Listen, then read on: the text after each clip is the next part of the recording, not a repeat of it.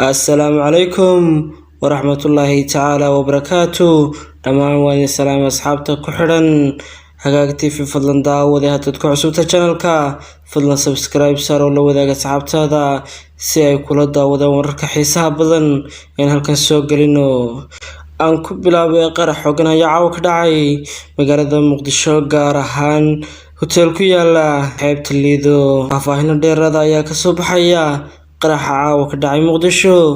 taliiska booliiska dowladda ayaa shaaciyay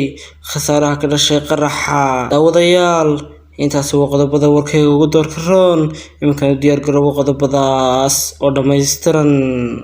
hagaag sida rudhaca warkayga ku maqlayseen sida ay ogaatay warbaahinta waxaa caawa hoteelka la weeraray ka socda shir ay isugu yimaadeen siyaasiyiinta beesha dhulbahante iyo mas-uuliyiinta ku matasha dowladda federaalka ugu yaraan 10 xildhibaan oo beesha dhulbahante kasoo jeeda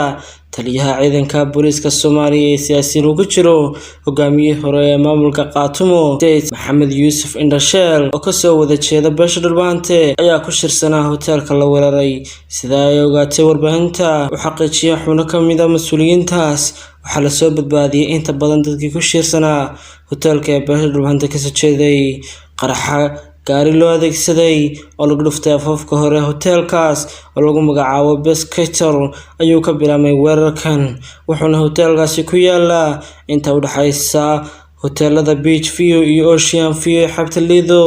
adeega gurmadka degdega ee ammaan ambulance ayaa warbaahinta u xaqiijiyay dhimashada 6 qof iyo dhaawacyada tiro kale waxaana wali gudaha hoteelka ku dagaalamaya rag hubeysan dadka ku dhaawacmay weerarkan waxaa ka mid ah taliyaha ciidanka birmadka ee booliiska Soomaaliya General Siyaad waxaana wali dadaalo lagu badbaadinayo dadka gudaha ku jira maadaama rag ay hubeysan ku dagaalamayaan afayeenka booliiska Soomaaliya Cabdifataax Aadan oo faahfaahin ka bixiyay qaraxii caawa ka dhacay xeebta Lido ayaa sheegay inuu fuliyo qof naftiisa haligay oo soo xirtay jaakada qaraxa sidoo kale afayeenka ayaa xaqiijiyay dhimashada 3 qof iyo dhaawacyada 8 kale oo ka dhashay qaraxaas isagoo meesha ka saaray inuu jiray weerar toos ah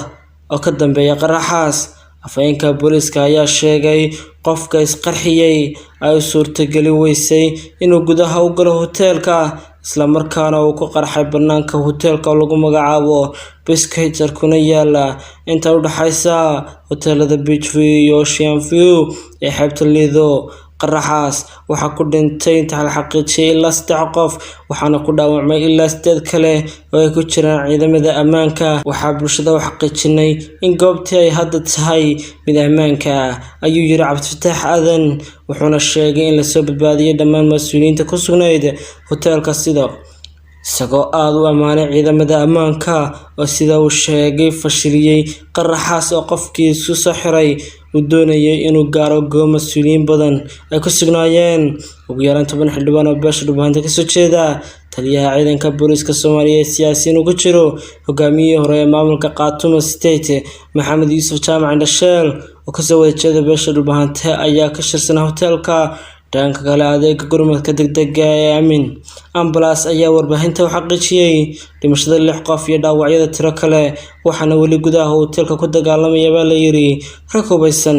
balse booliiska ayaa soo bandhigay dhimashada 3 qof taas oo shaki badan gelisay tirada khasaaraha rasmiga ah ee u dhashay qaraxaas faahfaahin hordhaca ayaa soo baxay khasaaraha ka dhashay qaraxa iyo weerarka tooska ee caawa ka dhacay xeebta Lido gaar ahaan hotel cusub oo lagu magacaabo Beskator kaas oo ku yaala inta u dhaxaysa hoteelada Beach View iyo Ocean View ee xeebta Lido adeega gurmadka degdega ee aamin ambulance ayaa warbaahinta xaqiijiyay dhimashada 6 qof iyo dhaawacyada 7 kale waxaana wali gudaha hoteelka ku dagaalamaya rag hubeysan dad badan oo ay ku jiraan taliyaha ciidanka booliiska Soomaaliya General Xijaar xildhibaano iyo siyaasiyiin ayaa la soo badbaadiyay dadka ku dhaawacmay weerarkan waxaa ka mid ah taliyaha ciidanka birmadka ee booliiska Soomaaliya General Siyaad balse si rasmi ah looma xaqiijin karo khasaaraha maadaama uu weerarku ka socdo gudaha hoteelka muuqaal lagu baahiyay baraha bulshada ayaa muujinaya dad xoog leh oo qaraxa ka dhashay iyo rasaas si daran doori ah u dhacaysa waxaana kala cararay dad aad u badan oo ka caawinayay barxadda weyn ee xeebta Lido. Daawadayaal, intaas ayaan kusoo gabagabaynaynaa qodobadii wararka heegan maqasheen, balse daawade wixii ka soo kordha faahfaahin qaraxa dib ayaan ka soo sheegi doonaa. aad iyo aad ayaad ku mahadsantihiin daawashadiina. fadlan daawade haddaad ku cusubtahay channelka, fadlan subscribe saar oo la wadaag asxaabtaada si ay kula daawadaan muuqaaladii wararka xiisaha badan ee halkan soo gelino.